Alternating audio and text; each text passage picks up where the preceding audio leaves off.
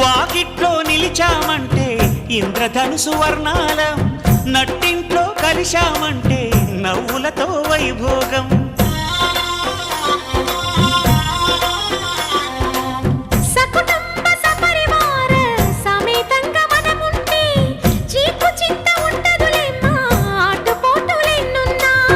అటుకులు తాళింపు చేసిన అరుగులపై అందరూ కలిసి సరదాగా అవి తింటుంటే పరులెరుగని పరవశమెంతో.